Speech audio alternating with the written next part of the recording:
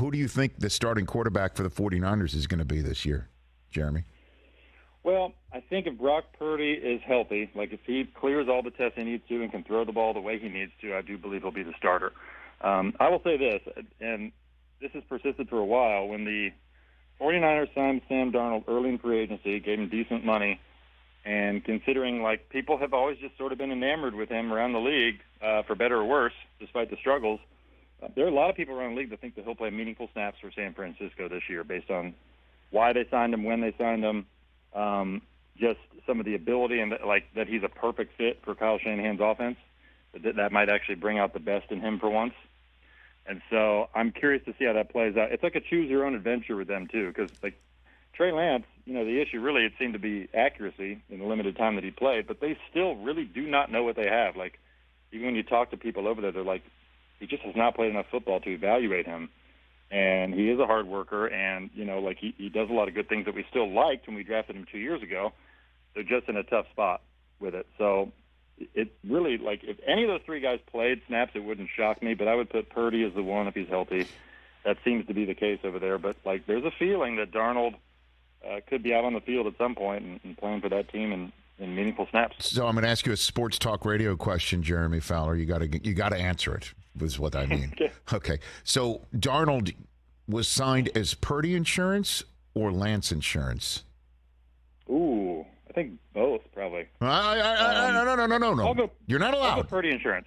I'll go Purdy insurance. Purdy insurance at the time, just in case he couldn't be ready. Because that's the whole point with Lance. You mentioned, again, that some people there saying we don't even know what we have in him. You got to play him in order to find out what you have in him. That's why finally the Packers decided to go with Jordan Love. They had to see what they have in him despite who they had. And it's amazing that Mr. Irrelevant, which obviously we still refer to Brock Purdy being the last pick in a draft as being, is going to be the guy. And I don't blame them because if you got a guy on a 7th-round contract playing elite quarterback play, you got to go with that guy. So what happens to Lance if Purdy's healthy and they're like, we're going to go with him, and Darnold is somebody that they think is perfect for the system? Do they just go with Lance sitting there as the third guy because they needed somebody who was the third guy last year?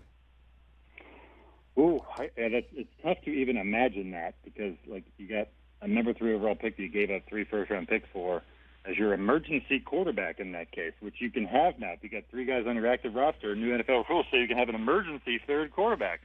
And in this scenario, that would be Trey Lance. I keep going back to this. The most important catalyst in San Francisco is Kyle Shanahan, right? It's really his baby for the most part. And, just from what I heard when I asked about Brock Purdy and Kyle Shanahan, it's just Brock is in tune with Kyle. He does what Kyle wants. He runs the offense how he wants. Now, but he's got a ceiling, right? He doesn't have that huge arm and the big-time ability. Will Kyle tire of that eventually? I don't know. But they have so many weapons and a good offensive line and so many playmakers, it probably doesn't matter. But when Purdy's out there, you know what to expect. You know what he's going to do, and Kyle likes that. I mean, that's just my sense. And so because of that, I put him as QB1 when he's healthy. But that's a serious injury, so he's got some hurdles to clear here between now and, say, late August. And then you got Lance sitting there. I just don't sense there was a lot of trade movement. There wasn't any sort of significant offer where they could justify it. And so he's got 2 years left under his contract. They don't necessarily have to panic on it. They can wait. Maybe somebody makes a great offer. Maybe he plays in the preseason and does great, and then there's an offer in late October from a team whose quarterback got hurt at the trade deadline. There's a lot of potential opportunities they can brace for if they do want to move on. But talking to other teams, they think they'll probably move on eventually because there's no 5th-year option. They don't see San Francisco picking up that option for him. And so really you're looking at 2 more years under contract when you can try to get some value for him. But, yeah, it's a fascinating situation because I don't necessarily think he's done a bunch wrong where they're so down on him, but they just don't know what to expect, and Purdy's the better option right now.